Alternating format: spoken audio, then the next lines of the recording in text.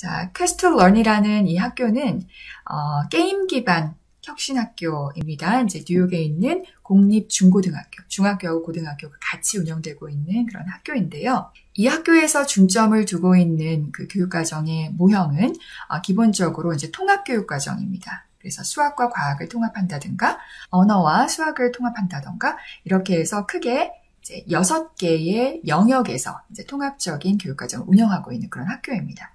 자, 그런데 왜 하필이면 게임 기반이냐? 이때 게임은 컴퓨터 게임이 될 수도 있고 보드 게임이 될 수도 있고 학생들이 호기심을 가지고 무언가를 어떤 미션을 수행해내는 이제 그런 환경을 다 통칭해서 이제 게임이라고 규정을 하고 있습니다. 자, 게임의 특성을 살펴보면 목표가 명확해야 되고요. 실수를 해도 상관이 없습니다. 리셋하고 다시 플레이하면 되니까요. 그리고 순간순간 어떤 상황 판단을 하고 그것에 기초해서 문제를 해결하는 이러한 것이 기본적으로 우리가 게임을 구성할 때 포함되도록 하는 그런 중요한 요소들인 거죠. 자, 이 과정에서 교사는 학생들이 복잡한 과제를 완성해 나가는 단계별로 관찰할 수가 있기 때문에 어떤 즉각적인 피드백이 가능하고 그것을 통해서 학생들의 시행착오를 통해서 이제 학습의 향상을 할 수 있도록 돕는 이러한 역할을 가장 효과적으로 수행할 수 있는 그러한 환경이 바로 이제 게임이라고 이 학교에서는 규정을 한 것이죠. 그래서 이 게임과 학습을 연결하는 이제 7대 교육의 원칙을 세웠는데요. 자, 첫 번째는 모든 학생들이 이제 참여자다. 그래서 학습의 주도권이 이제 학생에 있다. 그리고 계속해서 끊임없이 목표에 도전을 해야 된다라는 부분이고요. 그리고 학습 과제가 활동형으로 주어져야 되고 학생들이 지속적으로 도전하고 문제를 해결할 수 있도록 교사는 즉각적이고 지속적으로 계속해서 피드백을 제공해줘야 된다는 것이 굉장히 이제 중요한 부분이고요. 그래서 실패를 반복했을 때 그것이 거기에서 끝나는 것이 아니라 학습으로 연결되도록 굉장히 정교하게 설계를 해줘야 된다라는 이러한 부분이 이제 핵심적인 요소인 거죠. 또 모든 활동은 학생들이 이제 상호 협력해서 진행을 하고요. 또 재밌어야 된다, 기본적으로. 학습이라는 것은 게임처럼 학생이 주체가 되어서 이루어져야 되고 또 호기심을 가지고 창의성을 발휘해서 해결할 수 있는 그런 활동으로 기획을 해야 된다라는 것이 이 학교의 이제 7대 원칙입니다. 자, 이 학교의 교육과정이 어떤 식으로 운영되고 있는지에 대해서 조금 이따가 이제 동영상으로 우리가 살펴볼 텐데요. 한 학기가 이제 12주로 구성이 되어 있습니다. 그리고 크게 이제 3개의 학기로 진행이 되는데요. 그 중에서 이제 한 학기 중에 10주는 디스커버리 미션을 수행하는 주라고 이제 설정이 되어 있고, 나머지 2주는 보스 레벨 과정이라고 부르는데, 자, 쉽게 말해서 이런 거예요. 디스커버리 미션이라는 이 10주간의 이 교육과정은 복잡하고 통합적인 문제를 해결하기 위해서 기본적으로 게임 기반으로 모든 활동이 진행이 되는데 그 안에서 학생들이 배워야 될 기본적인 어떤 지식과 기술과 유창성을 학습하는 그런 단계다라고 볼 수가 있겠습니다. 선생님들 뭐 지식하고 기술은 알겠는데 유창성은 뭐냐? 뭐 말을 유창하게 하는 거냐? 그것은 아니고요. 우리가 학생들이 어떤 지식이나 기술을 습득하는 데 있어서 중요한 부분이 그것을 자동화하는 부분. 이라고 정의를 하고요. 자, 이것이 바로 이제 플루언시라고 이야기를 하는데, 자, 우리가 뭔가를 배웠어요. 예를 들어서 뭐 인수분해라고 얘기를 한번 해보죠. 자, 인수분해의 기본 원리랑 개념에 대해서 학생들이 배웠어요. 자, 그러면은 거기서 끝이 아닌 것이죠. 원리는 학습을 한 것이고 그것을 통해서 어떤 새로운 문제가 주어졌을 때 또는 일상생활과 연계된 어떤 학습 과제가 주어졌을 때 그것을 유창하게 자동적으로 해결하기 위해서는 연습이 필요한 것이잖아요. 그래서 예전에 이제 우리가 이제 뭐 그 행동주의에서 이제 practice and drill 해가지고 계속해서 똑같은 것을 연습시키는 이러한 방식의 교육을 굉장히 지양하는 방식으로 최근에 이제 교육이 진행이 되고 있는데, 단순하게 반복시키고 외우게 하고 이러한 방식의 어떤 유창성 개발 활동이 아니라 자신이 습득한 어떤 지식과 기술을 어떤 상황에서도 자동적으로 꺼내서 쓸 수 있을 만큼 충분히 반복하고 훈련시키는 데 있어서 여러 가지 상황과 맥락을 부여한다라는 데 있어서 좀 차이가 있는 것 같습니다. 자, 이런 식으로 해서 지식과 기술을 내면화한 다음에 그 다음에 주어지는 레벨이 이제 보스 레벨이라고 얘기를 합니다. 10주 동안 배운 그 수업 내용을 바탕으로 해서 학생이 자기가 탐구하고 싶은 주제를 스스로 선택을 하게 되고요. 교사와 같이 공동으로 프로젝트를 이제 수행을 하면서 심화 학습을 하게 되는 이제 그런 단계입니다. 자, 그러면 이 학교에서 평가는 어떤 식으로 이루어지는가? 자, 기본적으로 가장 중요하게 생각하는 부분이 상황과 맥락을 고려한 그러한 평가를 가장 강조합니다. 게임 기반으로 학습이 이루어지고 있기 때문에 특정한 학습 과제를 수행하는 그런 상황 내에서 직접적이고 즉각적으로 이제 평가가 이루어져야 된다는 것이죠. 학습이 일어나는 시점과 평가가 일어나는 시점을 동일화하는 거예요. 그 간극을 줄여서 그때그때 상황에 맞게 변형해서 평가가 이루어질 수 있도록 아주 유연한 방식의 평가가 이루어지고 있는 것이죠. 자, 학습과 평가가 학생의 특성과 그리고 학생이 수행하고 있는 어떤 상황 이런 것들에 따라서 다르게 진행되어야 된다는 그런 의미에서 상황 기반 평가와 맥락 기반 평가가 갖추어야 될 가장 중요한 특성 중에 하나는 유연성입니다. 네. 평가가 학기 초에 계획한 대로 그대로 경직되게 진행되는 것이 아니라 그때그때 상황에 따라서 유연하게 이제 변화할 수 있는 그런 여지를 두는 이러한 방식으로 평가가 이루어지게 되겠습니다. 그럼 이 학교에서 적용하고 있는 이 평가의 기본 원칙에 대해서 좀 살펴볼 텐데요. 선생님들이 들으시면서 저 학교는 너무나 특수한 혁신학교이기 때문에 우리 학교하고는 상황이 좀 맞지 않아 라고 생각을 하실 수도 있을 것 같아요. 그런데 이 Q2L이라는 학교에서 적용하고 있는 그 평가의 기본 원칙들을 보면 사실상 어떤 환경과 맥락은 다를 뿐이지 우리가 강조해야 될 그 평가의 원칙들을 그대로 설정하고 적용하고 있기 때문에 우리가 좀 시사점을 얻을 수 있지 않을까 생각을 합니다. 자, 우선 그 기본 원칙에 대해서 살펴보기 전에 동영상을 두 편을 보고자 합니다. 자, 첫 번째 동영상은 6학년 사회과 그 갤럭틱 매퍼스라고 하는 그 활동형 그런 수업을 살펴볼 거고요. Formative Assessment를 어떻게 게임 베이스드 러닝으로 접목시킬 것인가 라는 그런 주제입니다. 그래서 이 학생들이 이제 활동하는 모습을 보면서 즉각적인 피드백을 강조한 그 형성적인 평가가 어떤 방식으로 진행이 되고 있는지에 대해서 한번 동영상을 좀 보시면 좋겠고요. 자, 두 번째는 아까 말씀드렸던 그 보스 레벨 프로젝트를 수행하는 그런 영상입니다. 자, 여기에서도 교사가 어떤 역할을 하면서 이러한 형성적인 평가를 수행하고 있는지에 대해서 그 관점에서 좀 보시면 좋겠습니다. 잠시 동영상 보고 돌아오도록 하겠습니다. Do we have any more green? Where's the key? Wait, so how about the top is right here? I'll start like. Wait, are we supposed to do it on this side or do we do it on the back? Only thing you're making in this round is a good continent. Possibly an isthmus if you earn it, islands and peninsulas. So it will be very blank except for your continent name. To somebody who's never seen Galactic Mappers before, it basically looks like a class-wide map-making / art project where students are working in teams to build different sections of a gigantic map of the world. The better the students do, the more complex their continent can get because they will keep earning. And then the more they earn, the more challenging the game becomes. And if they want to have a really fully developed continent, that need to know within them is going to start to seek out this additional information. North, South, east, west. you have a landmass?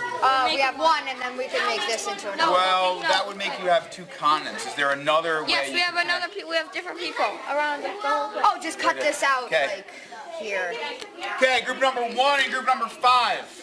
You guys have an isthmus. You need to somehow share that isthmus between the two of you. You guys can communicate amongst yourselves to make that isthmus work. An embedded assessment is a form of assessing students' knowledge while they're engaged in the learning process. So rather than giving them a test at the end of a unit, we try to find ways of assessing them while the learning is actually happening. Rubric. Your group will be graded on the following qualities. Map skills. Demonstrates clear knowledge of the category and physical geography while playing the game. Being positive in the group. It's up to 10 points. Yeah, be positive. Okay. So now what? So what I do in advance is I create a rubric with certain things I'm going to look for. Part of what I'm assessing them on does include content knowledge. It includes application of that content knowledge. It also looks at systems thinking and design thinking. And I assess them just by either listening to the types of things that they're saying about the different pieces. So if I can hear a student explain to another student, why they want to put certain things in a particular spot, or correcting students on certain map technique or something, those are good clues as to that student's depth of knowledge. Sunny Bacon is a continent where aliens like Kang and Kodos eat a lot. So that's why it's called Sunny Bacon. It's based on breakfast. Sunny Bacon has a lot of vegetation and hills and a lot of mesas. Yeah. Galactic Mappers forces students to use their knowledge of maps to apply it to something that hasn't been created before. So they're designing a map from the ground up, and the maps some of these groups design, they get this done in 20 minutes, in a group of 4 or 5. So it allows them to really make sure that they're properly designing a good map with sensible map components, and also incorporating physical geography as well as cartography skills. So Galactic Mappers tests that. There is a peninsula on this continent. Can you show me where the peninsula is? Excellent job. And you have one other card. I see you have an isthmus card. Where's your isthmus leading to? Where's the isthmus? Very good. Excellent. In the discussion phase of Galactic Mappers, it really gets them to think about maps in a collaborative space and sort of imagine the possibilities of a spot on Earth. So it becomes more than just making a map, it's also designing a living, breathing planet, and it gets them to start thinking about the components of that planet in a different way, and the possibilities if we were to put people on this planet. Boss Level is this unique space because it kind of like takes what we normally do, it condenses it into this smaller package, but it's like amplified. So during Boss Level, kids are met with these challenges, multiple challenges every day. 3, go Boss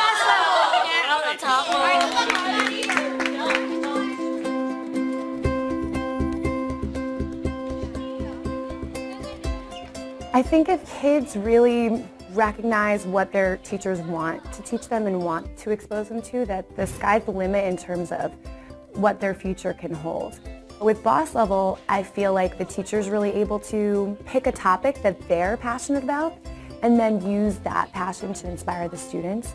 And because you have such a long period of time to work on a project, it feels more satisfying than even playing a game for 2 periods or 2 lessons. Like, you're really spending 5 or 6 periods a day with the same group of kids, really pushing them towards this challenging goal.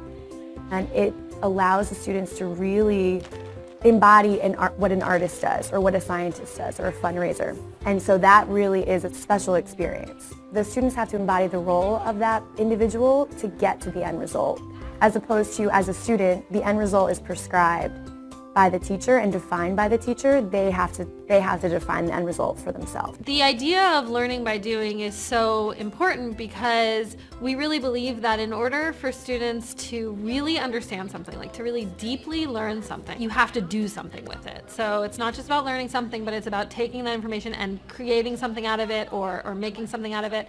And so that kind of learning is not limited to a classroom space, but it also happens in a classroom space. Oh, it's fine. It's fine. Sometimes, really? I don't know. I don't think I believe you. I think there's a catch here. Because there's been a catch in all of these. My students can always count on me to support them in being successful in life, not just in 7th grade. And for their future lives, not just a state test or some sort of end assessment. I want them to feel like they can achieve whatever goal they want to achieve. And I'll always support them in that. And I think sometimes holding them to high standards, which can seem like being a strict teacher is actually sort of helping them in the long run. And I think it takes, for my students, I think it takes them a little while to recognize that. And I think when they do, that it's a really nice relationship that's formed and hopefully continues over the years. 자, 영상 잘 보셨죠? 이 퀘스트런이라는 학교에서는 평가 원칙을 11가지로 정리를 하고 있습니다. 자, 첫 번째는 뭐냐면 어세스먼트라는 것이 학습에 situated 돼야 된다. 그러니까 정확하게 그 상황과 맥락 속에 들어가서 평가가 이루어져야 된다. 이런 의미입니다. 자, 구체적으로 얘기를 하면 학생들의 어떤 담화, 학생과 학생의 담화, 학생과 교사의 담화 안에서 우리가 평가를 적용해야 된다는 것이고요. 그리고 액션, 학생들의 어떤 행동, 그리고 개인과 동료 학습자와 집단 내에서 학생들이 주고받는 이제 모든 어떤 학습 활동, 구체적인 맥락 안에서 상황 안에 평가를 집어넣어야 된다. 이 소리입니다. 다른 말로 표현하면 embedded assessment라고 얘기를 하고요. 조금 더 자세하게 이제 curriculum embedded assessment라고도 부릅니다.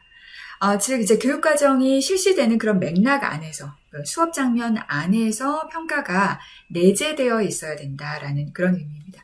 인베드라는 것의 의미가 뭐냐면은 어떤 구조가 이렇게 있으면 그 안에 층층이 무언가를 삽입해 넣는 형태를 인베드라고 얘기를 하거든요. 그래서 어떤 수업이 일어나는 상황에서 정말 매 순간순간마다 겹겹이 평가를 집어넣어야 된다는 그런 의미예요.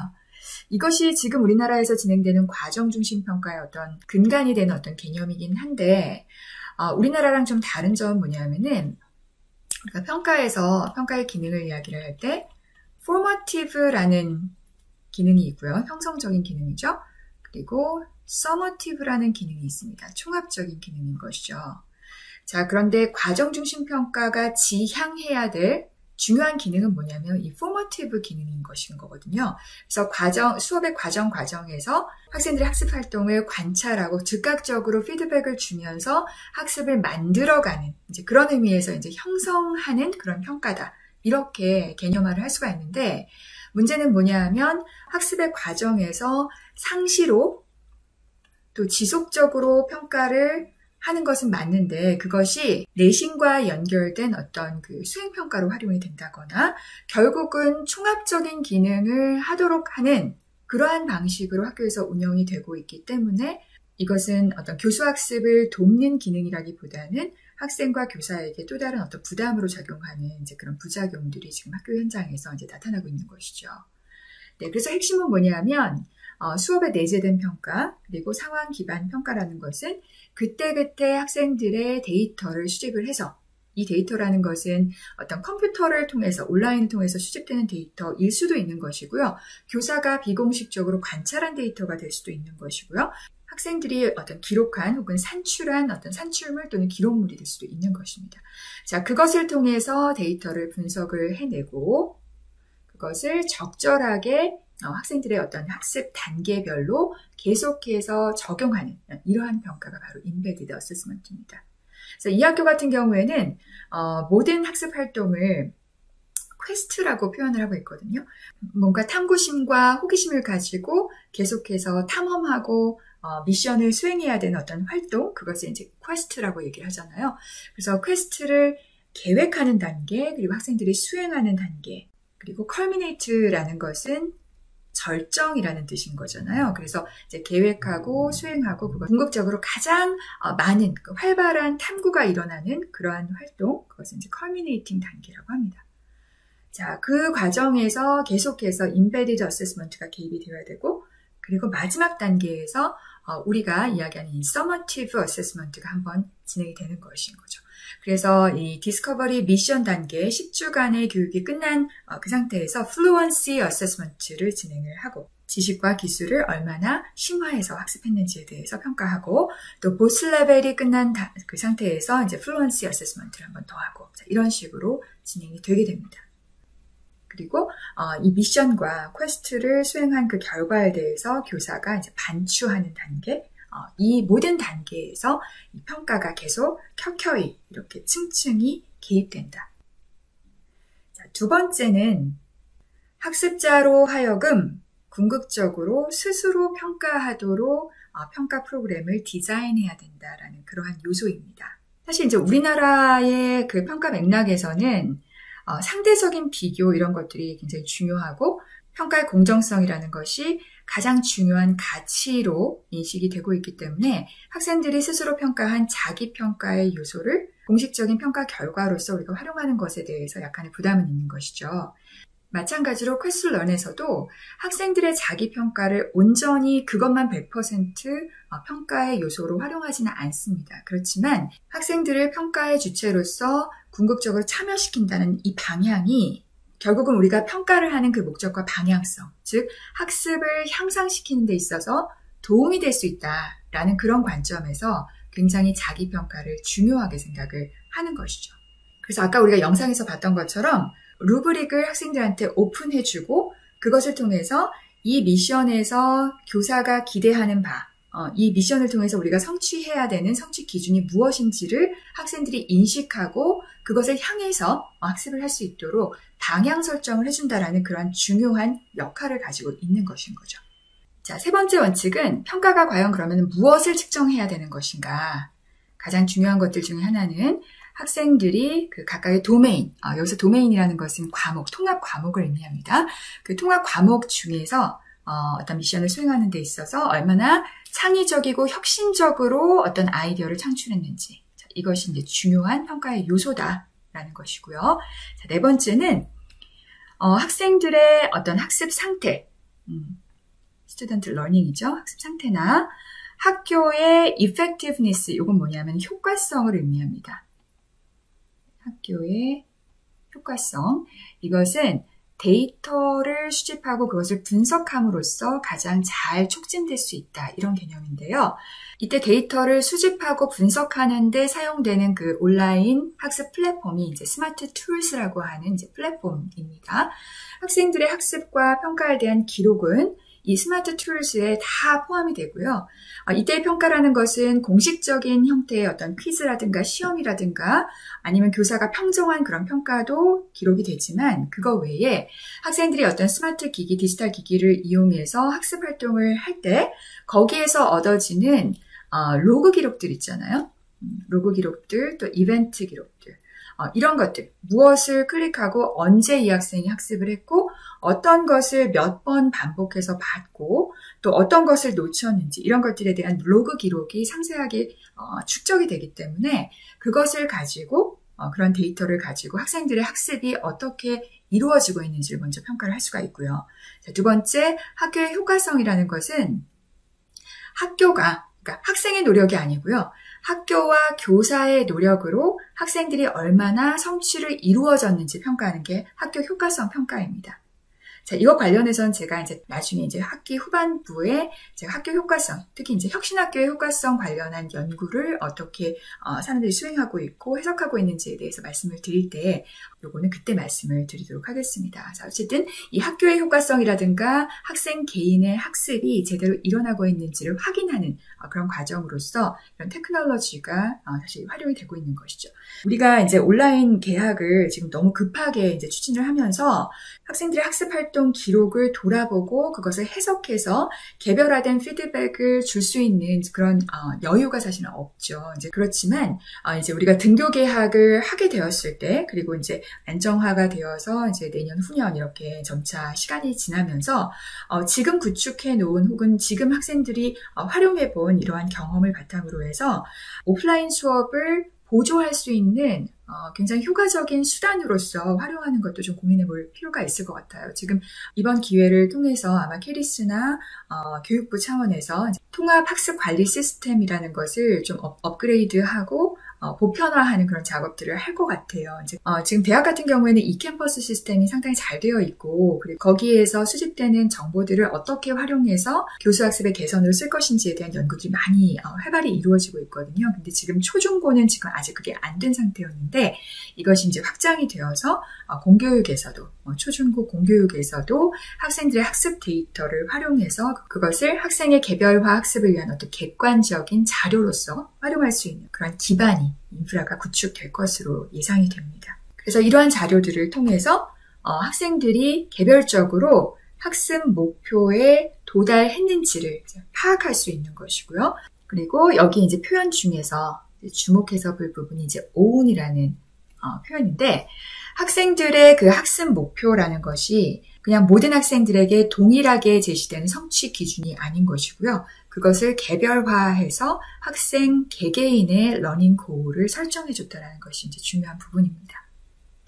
자, 6번째 원칙은 accountability라는 부분입니다. 자, accountability라는 것은 책무성이라고 보통 번역이 많이 되고요. 일반적으로 school accountability라고 해서 학교가 학생들의 학습에 있어서 어떤 책임과 의무를 다해야 되는가의 관점에서 이제 책무성이라는 개념이 정의가 되고, 그것을 확인할 수 있는 방법으로서 교육과정의 실제 운영을 점검하거나 아니면 학생들의 평가 결과를 통해서 학습이 제대로 일어나고 있는지를 점검하는 그러한 맥락에서 이제 책무성이 정의되고 실행이 되고 있는 그런 상황인데요. 자, 이 accountability라는 이 책무성의 개념을 학교가 학생들에 대해서 가지는 책무성을 넘어서서 학생들도 스스로 책무성을 가져야 된다라는 그러한 관점입니다. 그동안 NCLB라든가 우리나라에서 실시되었던 기초학력 미달 제로 정책이라든가 이런 것들은 어떤 스탠다드를 정하고 거기에 기초해서 교육의 혁신을 추구하는 기준 기반 교육 개혁의 어떤 일환으로 보통 진행이 되었었잖아요. 이때 강조되었던 것이 이제 학교의 효과성 그리고 교사의 책무성이었어요. 그래서 그 학생이 어떤 학교에 입학했을 때 걔가 원래 가지고 있던 어떤 성취도 또는 학습의 상태, 그것을 넘어서서 순수하게 고유하게 교사와 학교가 얼마나 그 학생을 향상시켰는가, 그러한 방식으로 그 학교의 효과성, 책무성을 평가를 했었습니다. 자, 그러면서 당연히 강조된 것이 학생들의 학습에 있어서 책임을 누구한테 돌릴 것인가 라고 했을 때 교사한테 무게가 상당히 많이 가 있었다는 거예요. 자, 그런데 여기에다가 플러스 학생에게 자기의 그 학습 활동에 대한 책임감을 부여하는 이러한 방식으로 교사와 학생이 그 개별 학생의 학습에 대한 책임을 공동으로 가져가는 이러한 부분이 이제 퀘스툴런의 평가 원칙 중에 이제 중요한 부분 중에 하나입니다. 자, 그래서 자기 자신의 학습에 대해서도 이 accountability를 가져야 되는 것, 그것이 이제 하나의 맥락이고, 두 번째는 peer community, 자신이 속한 그 공동체, 그것이 모둠이든 학급이든 간에 그 안에서 충분히 책임감을 가지고 학습에 임해야 된다라는 이제 그러한 어떤 그런 학생으로서의 의무를 부과하는 것인 거죠. 자, 이처럼 학습의 책임감을 학생에게 부과한다라는 의미는 학생을 교육의 객체가 아니라 주체로 설정한다라는 것과 일맥상통하는 것이죠. 그래서 아까 말씀드렸던 그 학생이 자기 평가를 궁극적으로 할 수 있도록 하는 것, 그것도 학습의 책임을 학생에 부여하는 이제 그러한 일환이라고 볼 수가 있겠습니다. 자, 7번째 원칙은 그냥 읽어보시면 될 것 같고요. 그 다음에 8번째는 우리가 평가하고자 하는 지식이 어디서 발현되냐 하면, 어디서 나타나냐 하면 학생들이 정말 인게이지, 몰입해서 참여하는 그 활동, 그리고 아주 심화해서 추론하는 과정, 그리고 미션과 퀘스트를 해결하는 그 과정에서 자연히 발생해야 된다라고 보는 거예요. 그래서 학습 과제와 동떨어진 어떤 지식을 평가하는 것이 아니라 학습 과제를 굉장히 정교하게 설계를 해서 그 안에서 학생들이 배워야 될 지식들을 다 집어넣어야 되는 것이죠. 그리고 그것이 학생들이 참여하는 그 활동과 추론하는 그런 상황 안에서 평가가 되어야 된다는 것이 8번째 원칙입니다. 자, 9번째 원칙은 결국은 타당한 평가를 서포트할 수 있는 방식, 그러한 방식으로 운영이 되어야 된다는 그런 의미입니다. 교사가 마음속에 계속해서 생각하면서 평가 과제를 만들어야 되는 바로 그 지문이 뭐냐 하면, 내가 학생들한테 부과하는 이러한 특별한 이 수행 과제가 드러내야 되는데 뭘 드러내야 되냐면 how students know, 학생들이 어떻게 알고, 그리고 how they reason with and use their knowledge, 그들이 학습한 그 지식을 가지고 어떻게 학생들이 이제 추론을 하고 그것을 사용할 수 있는지에 대해서 그 상태를 정확하게 드러낼 수 있도록 과제를 생성해야 된다는 겁니다. 그래서 교사가 어떤 수행평가 과제를 기획할 때, 수행활동을 기획할 때 가장 핵심적으로 갖추어야 되는 그 수행평가의 요소는 뭐냐면 기본적으로 우리가 가르쳐야 될 어떤 목표가 있잖아요. 성취 기준. 그것을 어느 정도 학생들이 도달했는지의 여부를 혹은 정도를 파악할 수 있는 그런 과제로 설정을 해야 된다는 것이 가장 중요한 것이고요. 그게 바로 이제 타당성을 결정하는 요소인 것이죠. 자, 두 번째는 그것을 학생들이 이제 활용할 수 있어야 되는데 이 활용을 잘 하는지를 보려면 특정한 상황과 맥락을 잘 부여해야 되는 것인 거죠. 그리고 이것을 이제 활용하는 데 있어서 자신이 습득한 어떤 지식과 기술을 통해서 어떤 추론의 과정을 통해서 뭔가 심화해서 적용할 수 있는 그런 상황인지를 파악할 수 있는 방식으로 수행평가 과제가 기획이 되어야 된다는 거예요. 자, 10번째, 어세스먼트라는 것은 다이내믹해야 된다라는 것인데 거기에 대한 그 설명을 좀 읽어보면 equitable, 공정해야 된다. 그리고 inclusive, 그러니까 모든 학생들을 포함해야 된다.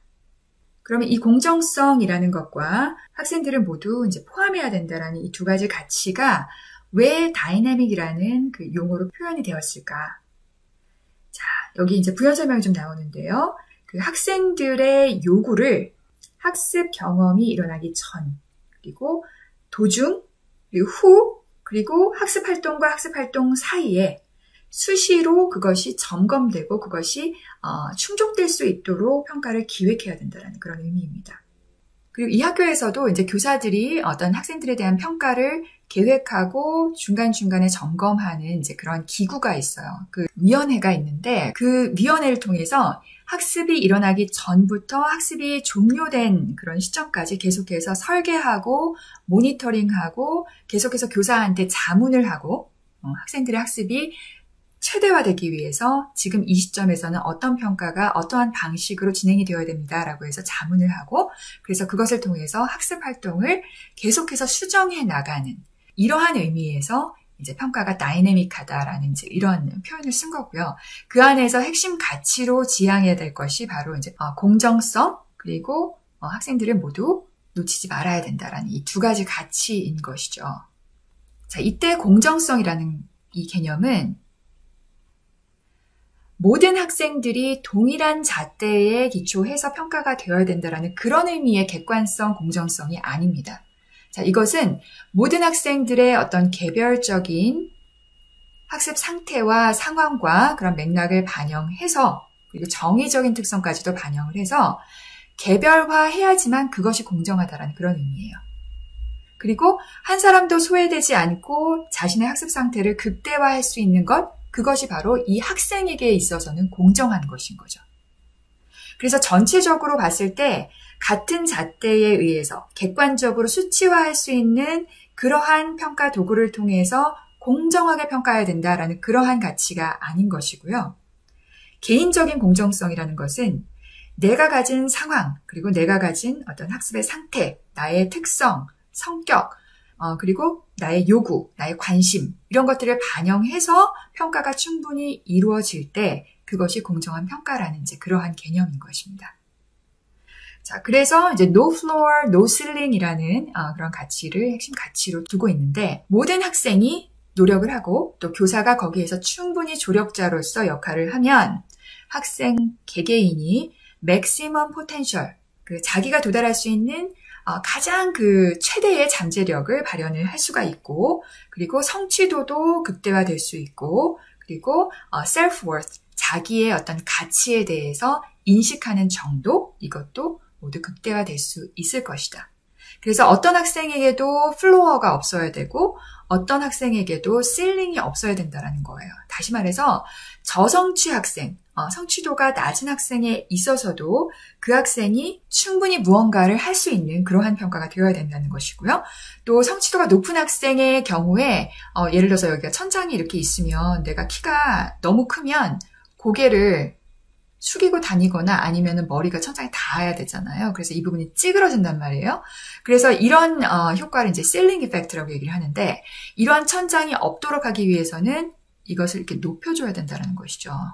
층고를 높여줘야 된다는 거예요. 그래서 충분히 이제 잘하는 학생에 있어서도 더 많은 포텐셜을 발휘할 수 있도록 천장을 높게 설정해주고 또 학생이 서 있는 이 바닥도 충분히 좀 낮추어줘서 저성취 학생의 경우에도 충분히 할 수 있는 어떤 학습 과제를 줘야 된다. 이런 개념으로 공정성과 어떤 포괄성 이런 것들을 이해하시면 되겠습니다. 자, 마지막 평가 원칙입니다. 평가는 참여적이어야 된다라는 그런 원칙인데 자, 그러기 위해서는 아까 우리가 봤던 영상에서 보는 것처럼 평가와 관련된 모든 정보가 학생들에게 공개되어야 된다는 거예요. 여기 이제 오픈소스라는 표현을 썼는데 이 평가를 통해서 기대하는 바가 무엇인지, 기대 수준은 무엇이고 기대하는 내용은 무엇인지 거기에 대해서도 학생과 학부모와 교사 모든 주체가 공유를 해야 된다는 거고요. 그 다음에 중요한 것이 co-constructed and delivered criteria라는 것입니다. 자, criteria라는 것은 평가의 준거, 평가의 기준입니다. 자, 어떤 항목을 어떠한 그 수준으로 평가를 할 것인지에 대한 그 준거를 학생과 교사가 같이 설정을 해가야 된다는 것인 거고요. 그것을 학생에게 분명히 전달해야 된다는 것입니다. 그래서 아까 그 갤럭틱 매퍼스라는 그 활동에서 학생들에게 루브릭을 미리 제공했잖아요. 그래서 학생들이 그걸 읽어가면서 이 활동을 통해서 우리가 이러이러한 것을 해나가야 되는 것인 거구나 라는 것을 인식한 상태에서 학생들이 활동을 수행해야 되는 것이고요. 또 그러면서 중간중간에 학생들이 선생님 이거는 이렇게 평가하는 것이 낫지 않을까요? 라고 의견을 제시했을 때 그것을 좀 유연하게 융통성 있게 조정하면서 평가할 수 있는 그런 것들이 바로 이제 참여적인 평가라고 볼 수가 있는 것인 거죠. 자, 그래서 이게 가능하도록 하기 위해서는 학생들이 같이 참여를 해야 되는데 학습 활동을 무엇으로 기획할 것인지 기획 단계에서도 학생들을 참여시키자는 거예요. 자, 우리가 이 학습 목표를 가지고 뭔가를 할 텐데 어떤 방식으로 활동을 구성하면 좋을까라는 거에 대해서 아이디어를 얻는 것인 거죠. 그리고 이러한 학생들의 인풋이 교사가 퀘스트를 설계하고 그것에 대해서 반추하고 또 그것이 잘 진행되고 있는지 모니터링하고 평가하는 그런 활동 전반에 걸쳐서 학생들의 의견이 반영이 되어야 된다는 것이 이 학교의 평가 원칙입니다.